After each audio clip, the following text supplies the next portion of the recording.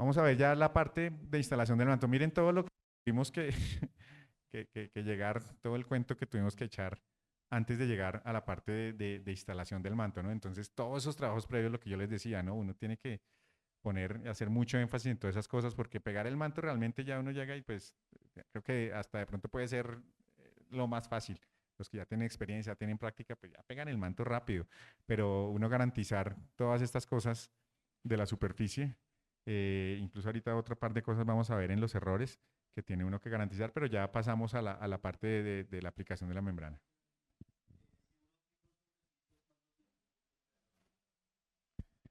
Pues digamos que ahí debería, si es una plantilla de mortero, si no tiene ningún acelerante, debería dejarlo secar 28 días, que es el curado completo de los morteros.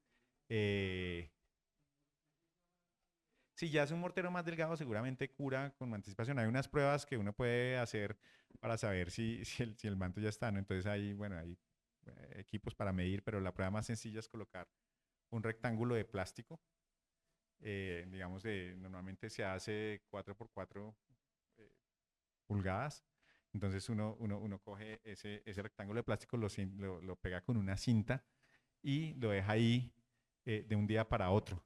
Si dentro de esa cámara de aire que se forma dentro del plástico uno no ve como que haya condensación, ya puede estar seguro que el mortero está seco, ¿no? Entonces uno dice, puedo hacer esa prueba de un día para otro y si ya mañana el plástico está seco, ya garantizo que mi mortero o mi concreto está funcionando bien. Entonces es una prueba como muy sencilla, pero digamos ahí los morteros no son tan complicados porque realmente la humedad remanente de un mortero, por los espesores que usted decía, son muy bajitos, ¿no? Un mortero normalmente, digamos, de nivelación puede tener 3, 4 centímetros. Entonces, realmente la retención que puede dar de humedad ahí es muy bajita, ¿no? Casi que en esos casos, pues a la semana que normalmente los morteros o los concretos ya tienen el 70% de la resistencia, ahí casi que uno ya podría garantizar que la poquita agua que queda, que es muy ya marginal, puede, ya si usted lo ve superficialmente seco, aplicar el manto. Ya con un concreto que si es una estructura más robusta, pues sí, lo indicado es el tiempo completo de fraguado, que son los 28 días. Sigamos, por favor. Entonces, eh, perdón, devolvámonos un momento, cada un par de cosas. Entonces, bueno, primero, uno cuando va a hacer la impermeabilización de una superficie, eh, hace una medición de las longitudes, corta el manto que va a impermeabilizar, normalmente lo enrolla y va, digamos, uno no pega el manto y al final, listo, llegué hasta acá y corto, no, realmente primero precorta la tira que ya sabe que le va a funcionar, lo enrolla hacia la mitad y comienza la instalación del centro hacia los extremos. Eso lo que hace es garantizar la alineación del manto, ¿no? Porque si nosotros tenemos una superficie donde vamos a colocar un manto que la mayoría de nuestros mantos miden 10 metros de largo, si yo me desalineo 1 centímetro al comienzo, eso por 10 metros al final voy a tener 10, 15 centímetros en que el manto va a estar desalineado. Por eso normalmente se enrolla y se comienza de la mitad hacia los extremos esa instalación para que la alineación pues tenga más certeza. Eh, sigamos, por favor. Bueno, una parte clave es el emboquillado de los sifones. Esto, digamos que es importante que antes de hacer la instalación del manto en su extensión, hagamos un tratado de los puntos angulares, ¿no? Entonces, uno de los puntos claves para tratar son los sifones, ¿no? Los sifones tienen un emboquillado previo.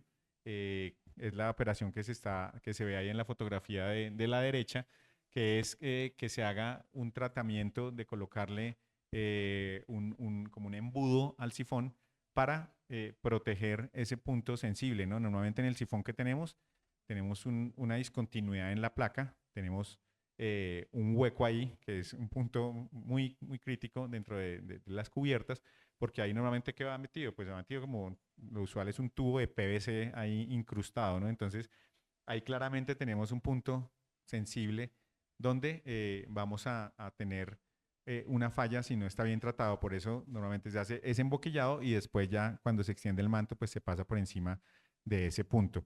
Hay algo importante es que en esos puntos, como se hace ese emboquillado, normalmente vamos a tener una doble capa de manto, así sea la especificación sea una capa sencilla. ¿Por qué? vamos a tener esa segunda capa.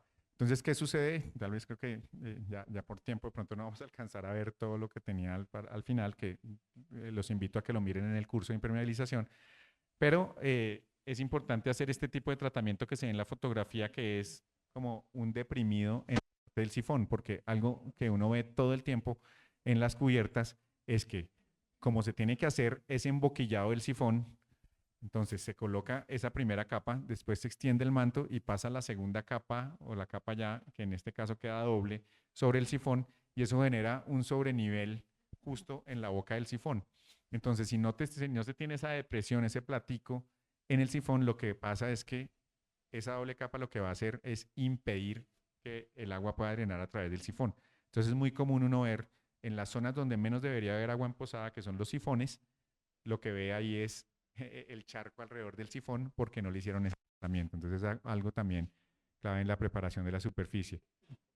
Importante esto, la moquillada, siempre se comienza la instalación por la parte más baja de la cubierta, como les decía, así como uno cuando va a armar un tejado, pues siempre comienza más baja y las tejas las va poniendo para que el agua pueda ir bajando, nunca se encuentre con el espesor para tener que subirlo. Entonces lo mismo pasa con los mantos, uno siempre identifica cuáles son las bajantes, cuáles son los sifones, cuáles son los drenajes y por ahí empieza la instalación de los mantos de manera perpendicular a la pendiente, como se ve en la fotografía ahí en el dibujito. Entonces siempre perpendicular a la pendiente, ¿no?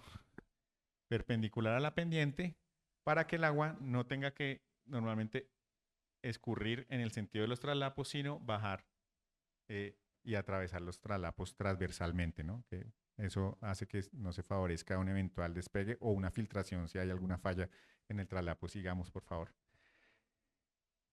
Lo que preguntaba la señora, ¿cómo se calaca el manto? Traslapado de 8 a 10 centímetros. Acá no tenemos... Ah, perdón, acá una inquietud. Buenos días.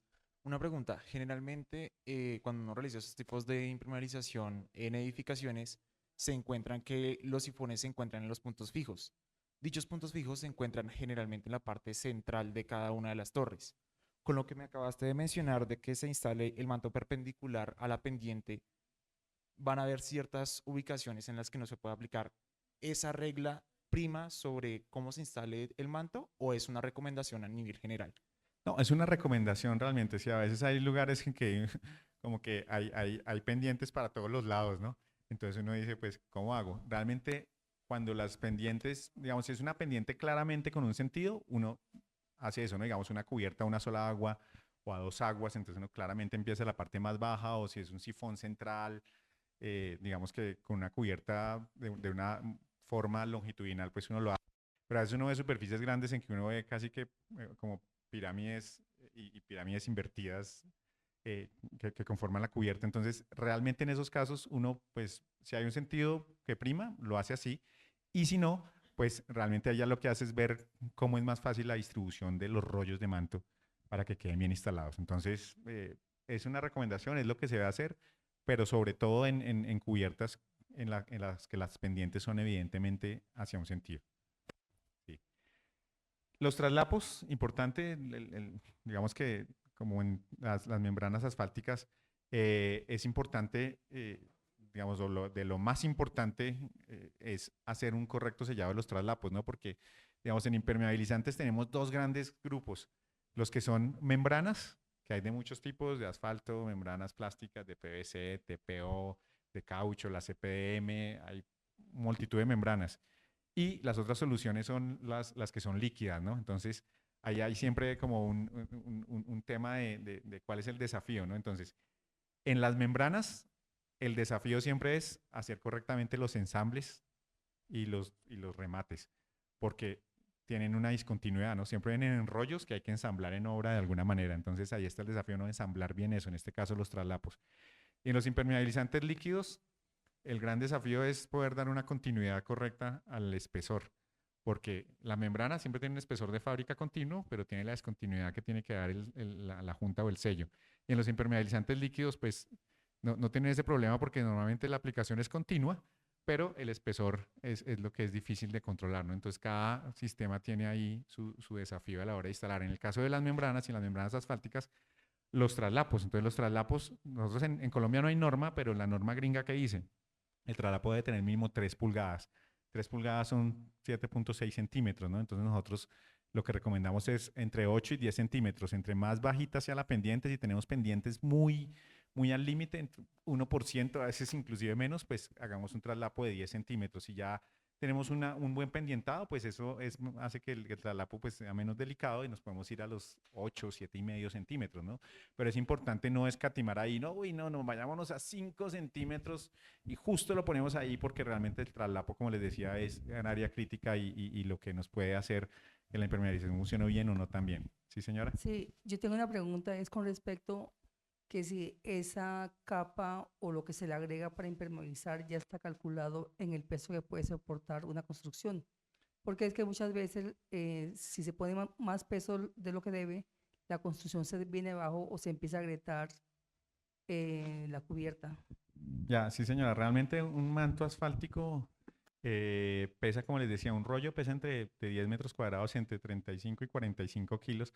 O sea que no pasa de 4 kilogramos por metro cuadrado. El factor de seguridad al calcular una estructura de concreto tiene unos factores de seguridad que prácticamente lo que pueda soportar una cubierta, multiplíquelo como por 3 y aún así la cubierta resistiría. O sea, realmente la carga que aporta un sistema de impermeabilización asfáltica es prácticamente nula para lo que una cubierta puede requerir. Ya vamos, si uno va a hacer un enchape, va a colocar una cosa, va a colocar un tanque, va a colocar otro tipo de pieza, puede aportar una carga, pero lo que aporta una impermeabilización de una membrana realmente es prácticamente irrisorio, eso no afecta en absoluto ninguna estructura, inclusive una estructura en fibrocemento, una estructura muy liviana, digamos, lo que pesa una placa por metro cuadrado a lo que le añade uno con esto de una membrana tan delgada es realmente muy bajo, no va a afectar nunca una estructura en absoluto. Sí, una pregunta. Cuando se generan estos tipos de traslapos, generalmente se presenta como un embollamiento, por así decirlo, un sobresalto entre manto y manto. Sí, correcto, un sobrenivel, sí. En algunas ocasiones se pueden generar como unos tipos de emposamientos, exactamente, gracias. ¿Cómo yo puedo subsanar esos temas de emposamientos o qué puedo tratar en esas zonas para mejorar la salida del agua? Realmente ahí digamos que lo único que garantiza que eso funcione bien es que el pendientado sea adecuado. Estos pendientados, digamos que se recomiendan de mínimo 1, preferiblemente 2%, lo que buscan es que el agua pueda, digamos, salvar ese sobrenivel que se genera en la doble capa que está en los traslapos, ¿no? Digamos que algo importante ahí es, y lo vemos y lo vamos a ver, que es el traslapo de los mantos solo se unan 2 capas, de pronto en algunos puntos pueden llegar a quedar 3 capas en algunas uniones entre rollos, pero que solo surtan esas 2 capas. Normalmente el manto tiende a ser un poquitico más delgado en el borde, en el proceso de fabricación, precisamente para que ese sobreespesor no sea tan crítico, pero realmente si uno ve y lo ve en superficies con pendientes insuficientes, que se alcanza a formar un cierto emposamiento en ese bordecito del traslapo, ¿no? Pero realmente si la pendiente está dentro de eh, las recomendaciones indicadas de 1 a 2%, el agua alcanza a surtirlo o se llega a posar ahí en ese punto, es muy pequeño y rápidamente se evapora. Entonces, realmente ahí lo que garantiza eso sí es que la pendiente recomendada se cumpla, porque si está muy bajita, efectivamente el traslapo no se salva y ahí vamos a generar emposamientos.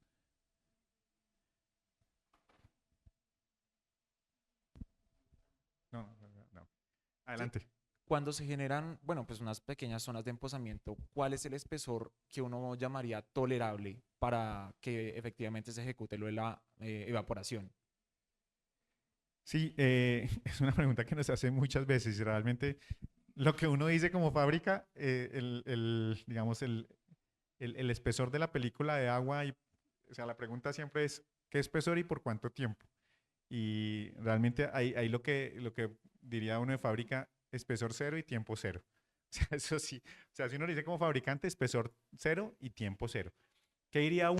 Pues ya digamos es más dependiendo del clima, dependiendo de la condición de la cubierta, dependiendo del tipo de impermeabilizante y cómo esté protegido, uno puede decir si el espesor, digamos, es 1 milímetro, 2 milímetros, y normalmente está en un clima que favorece la evaporación, pues eso no va a tener mucho problema. Y realmente casi que es imposible uno subirse a una cubierta después de un aguacero y ver que eso todo drenó. Normalmente unos charquitos por ahí, pero son, digamos, muy localizados. Si ya son extendidos, si uno ve charcos de más de 2 milímetros, 3, y que a eso se demora de un día, 2, 3 días en evaporarse, cuando el clima no favorece esa evaporación, ahí va a tener un problema. Entonces, uno, sí, claro, es difícil, como les decía, a veces uno pregunta y como dicen, no, pues, ¿cuánto tiempo es tolerable que uno no le cambie el aceite al carro y se pase el cambio, no? Pues la fábrica le va a decir cero, ¿no? Pero uno sabe que se paga 200, 500 kilómetros, no va a pasar nada, no se va a dañar, lo mismo, ¿no? Eso es, ya es como dentro de lo que es manejable, pero yo lo que digo es 1 o 2 milímetros, y en áreas que sean de menos de 1 metro cuadrado, muy localizados en la cubierta, uno podría prever que en esos casos la afectación va a ser mínima y no va a haber muchos problemas.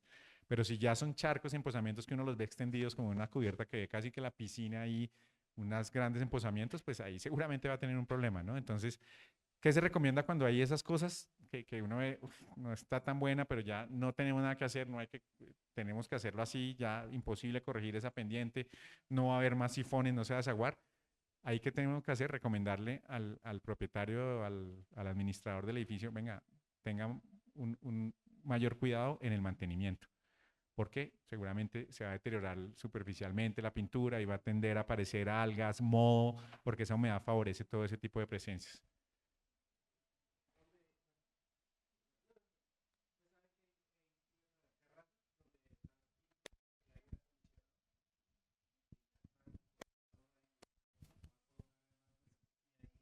Siempre va a haber la humedad. La condensación que Sí, claro. genera. Pues lo Condensa- ideal en esos casos es que tenga una bandeja que pueda recoger eso y lo desagua hacia algún lado, ¿no? Pero si es esa humedad permanente, pero es que esa humedad permanente también fluye. Y si tiene la pendiente, eso se va a evacuar. Pero si justo debajo del aire hay una parte donde tiene baja pendiente y genera un charco, pues va a tender a generar los problemas. De pronto está protegido, entonces no recibe el sol y genera ese efecto lupa que, como les decía, favorece en el mediano largo plazo el deterioro del manto por los efectos de dilatación y contracción térmica concentrados por la mayor temperatura. Pero si, digamos, está cubierto, eso normalmente favorece también la generación de hongos, de moho, que eso finalmente deteriora cualquier tipo de membrana. Entonces, la recomendación sería, pues, como cualquier caso, evitar que esa agua esté permanentemente en contacto con el impermeabilizante, sea el que sea, porque lo va a terminar deteriorando. Y si ya no se puede hacer nada y no tiene la bandeja, no tiene las cosas técnicas, pues como le decía ya al otro compañero, eso entonces implica que tengamos que ser más juiciosos y más cuidadosos con el mantenimiento de la cubierta. Entonces, una cubierta de mantenimiento, uno dice, se debe hacer cada año, por lo menos subirse a hacer las cosas, a revisar los traslados, revisar las cosas. Pero si no hay opción y hay cosas restrictivas, pues uno dice, pues el mantenimiento ya no es cada año, sino cada 6 meses, porque tengo ese tipo de condiciones. Hay una pregunta. ¿Cada cuánto debería ser el mantenimiento?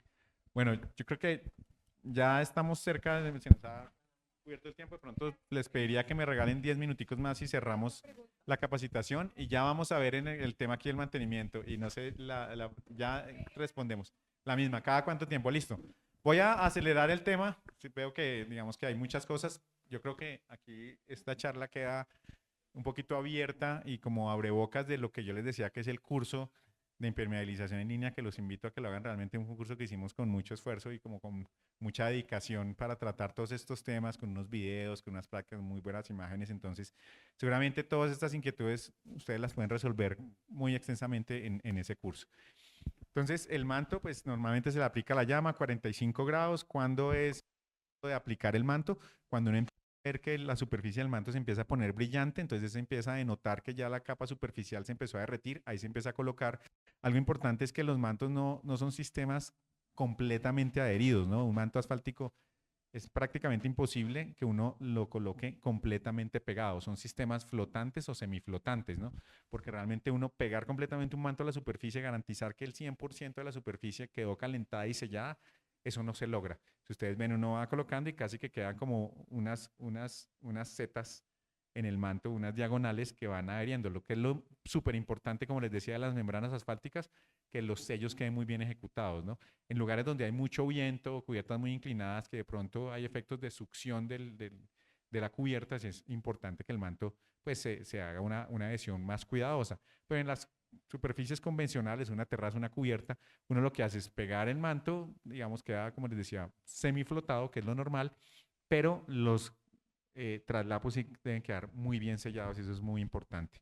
Entonces se sella la primera capa contra el sustrato y lo que se hace es ese flameado del manto que se empieza a volver brillante y ahí se sigue desenrollando, pero en la parte, el extremo del manto sí se va a hacer un flameado completo para que ese borde quede muy bien sellado, tanto la primera capa a la superficie como la siguiente capa a la capa anterior en el borde. Entonces sí se garantiza y después es una revisión de todo el borde y si algo no quedó bien sellado, es una súper importante, es que uno a veces ve a los aplicadores que cogen y por arriba, pues con el tubito auxiliar, calientan el manto y como que lo sellan y lo derriten una cintica ahí sobre el borde del manto, ¿no? Realmente eso no garantiza que el manto quede bien sellado. Lo que garantiza que el manto quede bien sellado es que el calor esté de adentro hacia afuera y el manto tenga todo ese borde que es de, como les decía, lo mínimo las 3 pulgadas, los 7 centímetros y medio, esté completamente sellado. Si de pronto algo falló, que uno cuando le estaba aplicando la llama al manto